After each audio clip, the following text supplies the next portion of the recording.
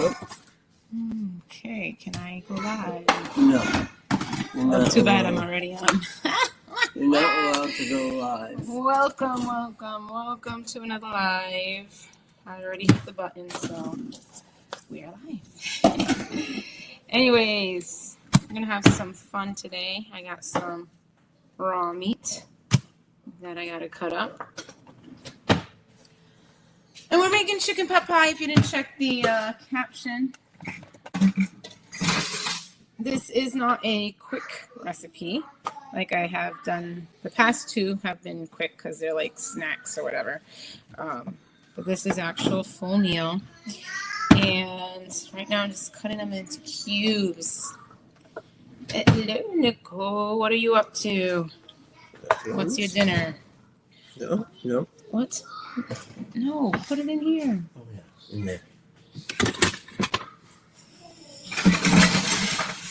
I'll be over here doing the dishes like always during my lives. Anywho's, you have no clue what you're going to have for dinner tonight. Girl, how do you always do that? I'd like to know. You just randomly think of something like 20 minutes before you have to make it. That's the one thing I can't do. I can't just think of it 20 minutes before, because then I'll be just going crazy, have anxiety, then be like, forget it, I'm not cooking. And then I'll be like, you can eat whatever, because I'll just eat anything. For me, like, I can do things on the fly for myself. Like, if I'm cooking for myself only, then I could just be like, all right, I'll have, a breakfast sandwich, because I can always have breakfast at dinner time. Or I'll just like throw some chicken together and have a salad, or do a sweet treat that's, has all my macros in it and be fine. Like, I don't need a big, huge, fancy meal or anything. But because dinner is the one meal that I'm cooking for everybody, kids and spouse, that's where a little thought goes into it. And I just need to know what I'm making for dinner beforehand. Like, I can do breakfast and lunch without planning. It's one of those things that's easier. But for dinners, I have to have those planned out. Because then, like, the time just goes by so fast. I have to already be starting, like, getting the stuff together by 4:30, which is why I'm doing this live at this time. So, anyways, if anyone has ever made chicken pot pie, it is a little tedious because you have to cut up your chicken, cook it up, and then obviously get all your, that's my preheated oven, get your veggies that you're going to be using, and then do the cream and all that. And then you got to set your dish with the pie crust that you're going to use, and then put in your mixture in there and then bake it. So there are quite a few steps to chicken pot pie. I have done in the past like a crustless chicken pot pie, so I can just eat it right from the stovetop and not have to do the whole baking process. And what else have I done with that? I am going to do the individual ones, like I did the shepherd's pie the other day. You can do it in a whole pan, but I like to do the individuals when it comes to breaking it up for me and my husband, especially since sometimes I don't even do the crust for me, but I do the crust for him. So it's just helpful that way. And I can also divvy it up with the right portions. Hi, Sharon. How are you? Nice to see you on the live. So, Nicole, I have chicken already cooked. Oh, okay. Well, that's a good thing. If you have chicken already cooked, then that kind of narrows down what you could make. So that's good. And I'm gonna throw my first chicken in. Yes, sir. Third lesson. Yes, go ahead. All right, I'm using, I really should use a bigger pot, but I don't want to dirty more dishes. So I was like, you know what, forget it. I'm just gonna use it. I don't care, I'll make it work. But I think after everything's in there, it might be a little overflowing. I just don't like using more dishes. I use that to make their the kids' pasta in. Like I boiled pasta in it, so it's not like it's dirty. So I'm like, I'm not gonna pull out another one. All right, I'm almost done with the chicken. I have 2 breasts here that I'm using. And then we're gonna cut up some onions, celery, and carrots. We're gonna get those cooked up and softened. And then I'll be adding the broth and cream. Oh no, why? You know what? I'm not even gonna deal with that right now.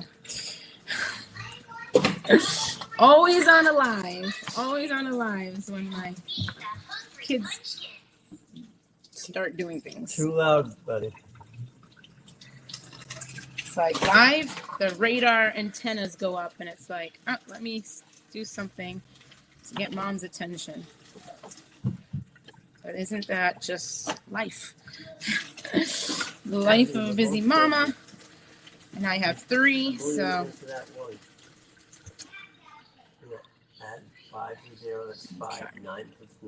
Just trying to get this chicken part done. Because I don't want to wash my hands after this. I hate having them dirty like this. That way I could touch other things, moving it around.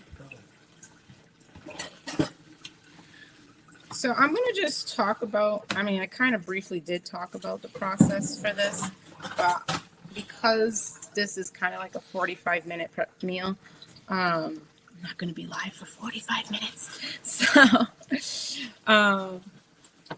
what I want to focus on is that this meal, and like most of the meals that I do, are very customizable to your weight loss goals, your health goals, food allergies, and so on and so forth. So for me, I normally would use coconut cream versus regular cream.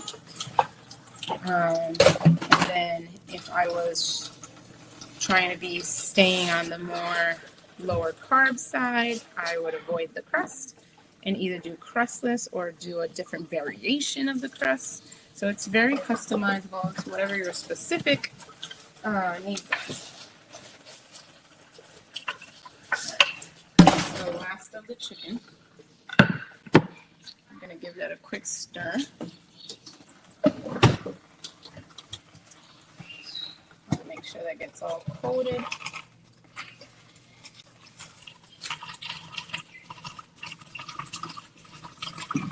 And to wash my hands. Excusez-moi for a minute.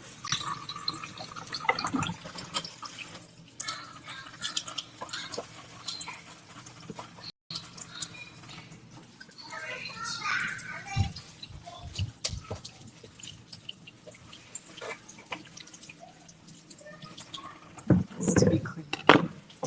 All right. Hands washed. Time to get the other veggies going. I think like this is the most tedious task, is getting everything cut up. Once everything's cut up, I think things move a little more faster.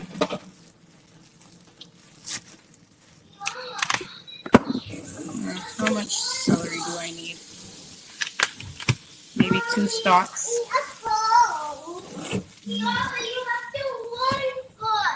One onion.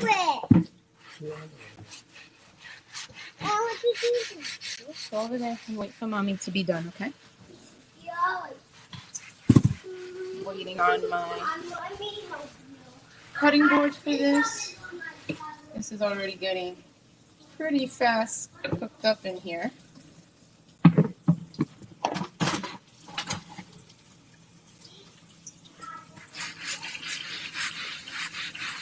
Throw bit. You can use butter. I use ghee most of the time.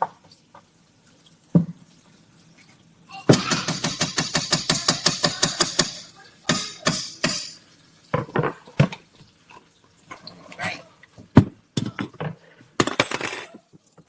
One thing I do hate is cutting onions because it burns. It stings my eyes.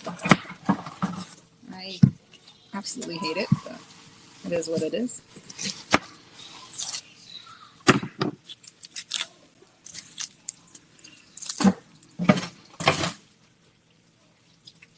So earlier this week, I created a 2-week meal prep list. So basically, I wrote out all the meals for breakfast, lunch, and dinner, and I added in whatever might be different for me, my kids, my spouse, because some meals are different. And as I've gone through it, because some people that I've worked with in the past have found it to be limiting. And I think it's only limiting if you allow it to be limiting. But one of the things that it's helped me with is not only knowing what to make each meal, but when I do my grocery shopping, I'm specifically buying just those ingredients so that I'm not overspending and just buying whatever, because I mean I've done that plenty of times and I know how easy it can be to just be like, oh, but I could use this or I could use that, and oh, this won't hurt if I just add this to my grocery list, and then before I know it my bill is like double what it should be. So there's a few reasons that I find that to be helpful. And for some people, I mean, I've heard this term before, like, I don't know what to make, or I don't know how to, begin that process. Well, the first step is just creating a list. Creating a list of things that you have made in the past that works, that you enjoy, that the family enjoys, and then brainstorming from there. So I have a huge list of foods that I have made over the years, and we also have certain days where it's just taco days. Like it's always, once a week. Although this week we didn't do it. This week we didn't do it, but I mean, for the most part, I want to say like 90% of the time we're doing tacos once a week. There's going to be random days, randomness. And that was because I was trying to include some other foods that we haven't done in a while. And that's why we didn't do the tacos. But I know that it is one of my go-tos for ever one of those days where it's like, I don't know what to make. Or, I don't really feel like making something elaborate that's going to take 45 minutes like this one. I can always, lean on that. So I do have quite a massive list for every meal that I can always go to for ideas and what to plug into each day. Wow. So that's kind of one of the things that I teach my clients to do to help them have a little more freedom, a little more time, without the stress of it all, because it can get stressful. It really can. And then learning how to not only plan for that, but to prepare it in a way that is sustainable, because there is the extreme meal prepping where, which I've done, you prep for the entire week, every single thing for every single person, and it takes all day and it's tiring, and then you kind of want to quit. I used to do that. I used to do every Saturday. I would take the entire day and just meal prep for the entire week. Now I don't do that, but I do have little strategies that I use to allow me to still have that freedom and not feel crazy. So the first strategy is the cook on, cook off. Or is that the right way to say it? Like cooking one day and having the day off the next day because we're doing leftovers. Second, having that thing written out. So I refer to it, but it doesn't mean I do the same thing on it every single time like clockwork. It's like a guide for me. And sometimes I move things around. So something that I put on Monday ended up doing on, Tuesday or Thursday, and I'm just moving things around. And it gives me that freedom without the stress and going crazy. Oh, that's a timer. Ziggy, stop. My son put on a timer for his donut that he wanted to freeze. I don't know why. So yeah, those are just a couple of tips and things that I do that has worked, has been helpful, that I've taught many of my clients to do as well. And something that I will be going through in the 3-day event that's coming up soon. So I hope you can join me live for that. All right, we're cutting up some carrots now. Hi, Melissa. Hey, Tabby. And everybody's popping in.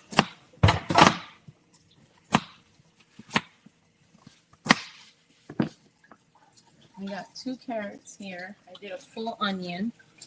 And then I'm going to do 2 stalks of celery. I'm going to let that all cook and get softened.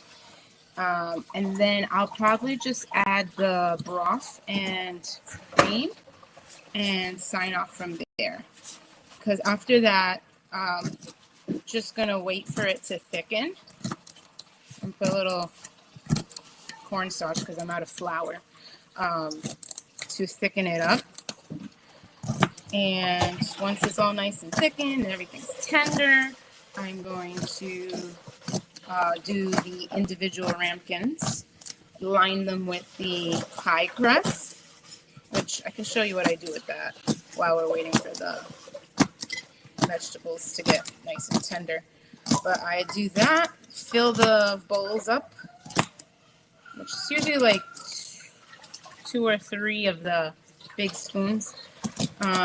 Then put the pie crust on top, so it's on the bottom and on the top. And then I do a little egg wash on top of the pie crust and then throw them in the oven. And they'll cook for like 25 minutes or something like that. What's the deal with this? Don't touch, it's mine. All right, xanthan gum to thickening. Yes, you can use that, but that is more if you're trying to stay away from the carbs. That's what most low-carb people do, is use the xanthan gum. But I'm going to just use the cornstarch for today. But yeah, there's a couple different things that do thicken up soups and broths and stuff like that.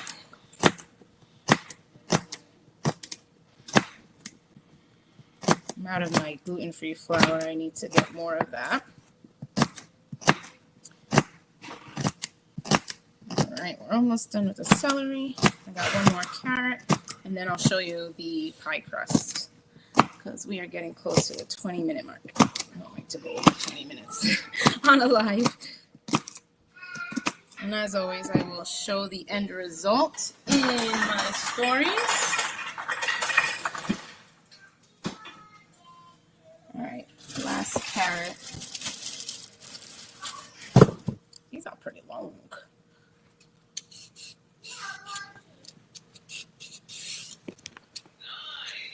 Who likes peeling?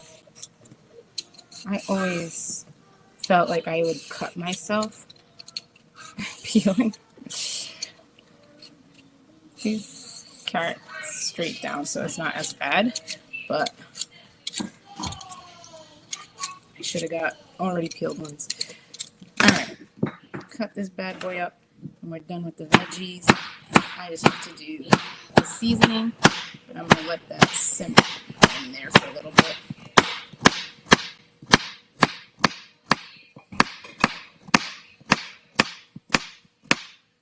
Okay. All my veggies are done. Just gonna give it a quick stir. I'll let you see the stove. I don't know if you can see it from there. Yeah.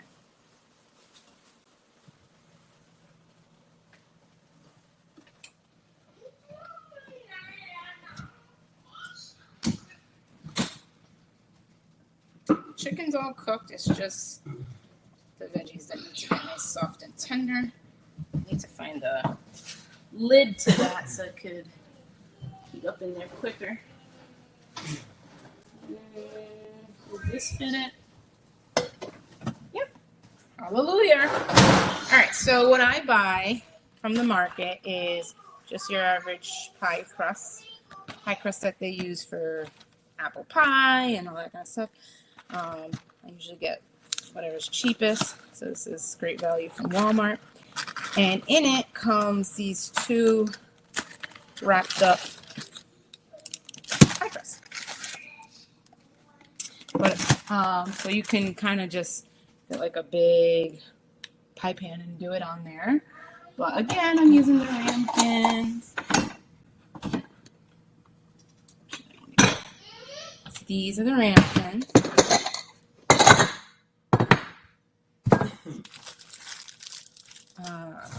Open it up, and then I cut them into 4s. So I roll it all out, cut them into 4s. This doesn't want to come out. There we go. There you go. Come to mama. So, see, I just peel back. Comes out pretty easily. And I froze these when I bought it because I didn't know when I was going to make the pot pie. And I don't know anything to go bad. So froze them, and I took it out this morning because I knew I was making the pot pie by then. And they thawed perfectly from the morning till now. All right, so I have it rolled out on my cutting sheet just to show you. And I'm going to slice it down the middle this way and down the middle this way.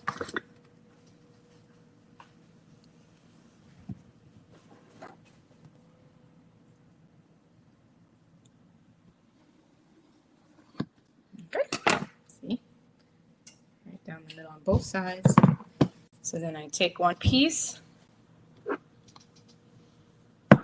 take my pie crust. You can spray the ramekin if you want, but I never have a problem with this because the way they make pie crust is a lot of butter in it. So I never find that it really sticks and you can't, get it out or it's stuck.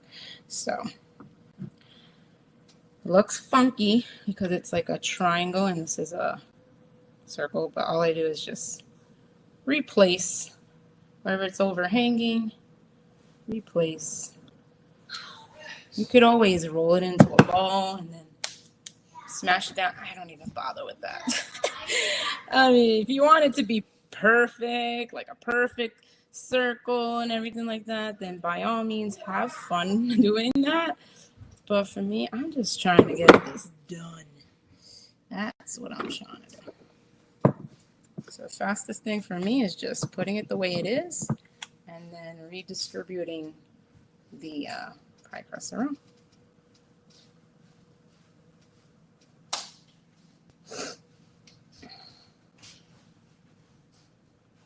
Okay. So right now I just do all the bottoms. I don't have to do the tops yet until they're full.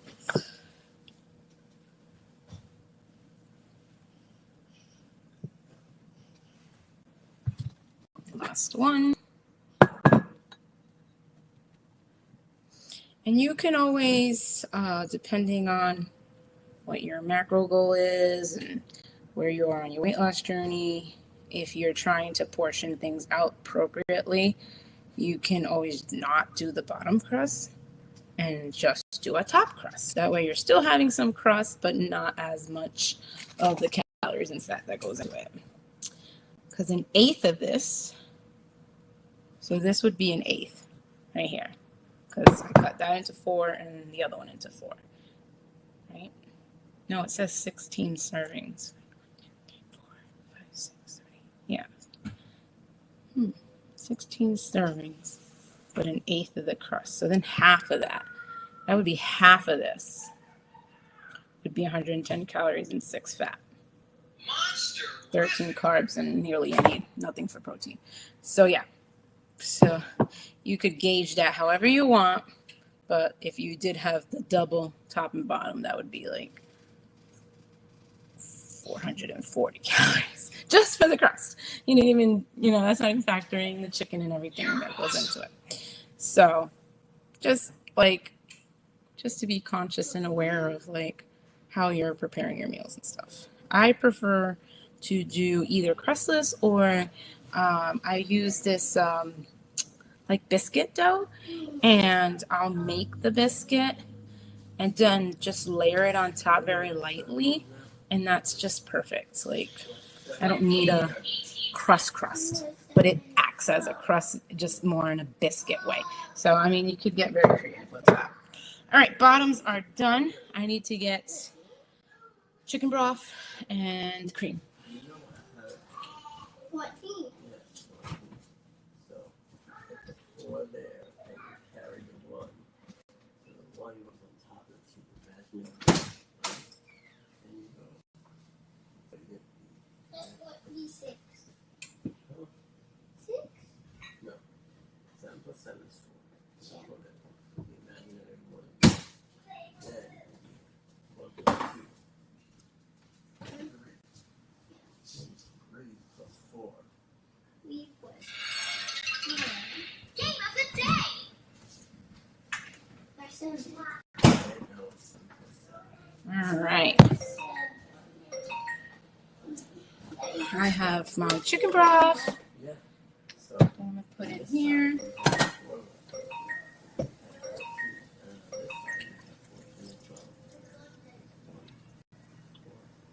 Mix that up. All the veggies look pretty tender except for the carrots. The carrots take a little longer, but I'm just going to proceed.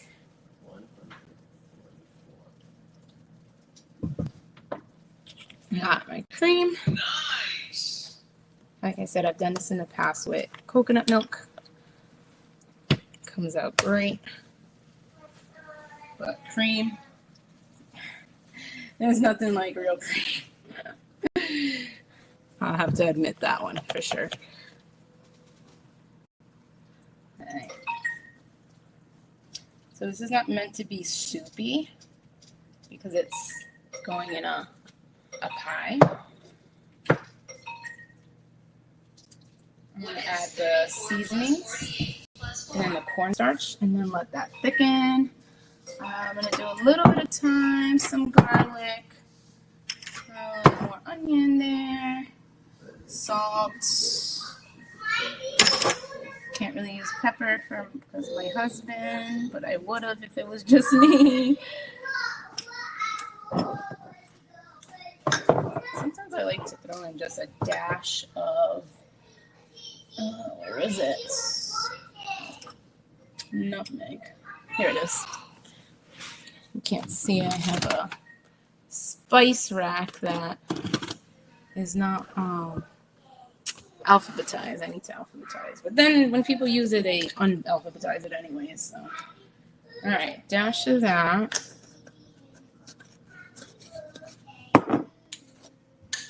Some salt.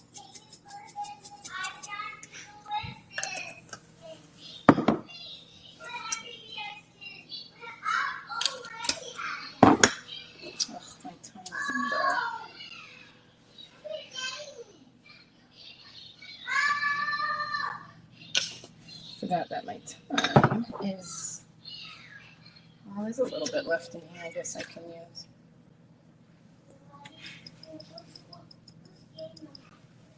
Okay. Some cornstarch for thickening. Oh, there's an epic fail there.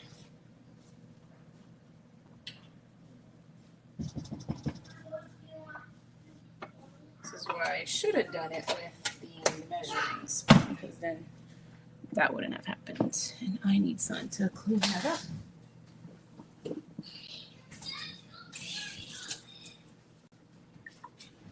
Great, it's burning the cornstarch.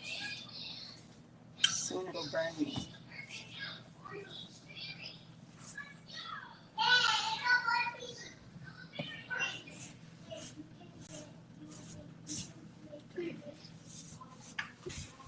Get to see me mess up. I don't know if you saw that on the screen, but that's that. All right, so like I said, I'm just gonna let this thicken up. Then I will fill each individual ramekin and cut this into fours, put that on top, do an egg wash, and stick them in the oven for about 20 to 25 minutes. So let me know if you try out this recipe. I know it's not like written out, but you could always watch the replay on YouTube or Facebook. A lot of times I just do this on the fly from memory. So there's really no written recipe that I have for you, but yeah, let me know if you do, tag me if you do, and I'm gonna let you go. Hope everyone has a great rest of their day. If you have any questions about anything, let me know. And if you're interested in the 3-day event, just let me know in the comments below or DM me 3-day event. All right, take care, everyone. See you tomorrow. Wait, tomorrow's Friday, right? Yeah, I'll see you tomorrow. I don't know the days of the week sometimes. It's just like, what day is it? Tell me now.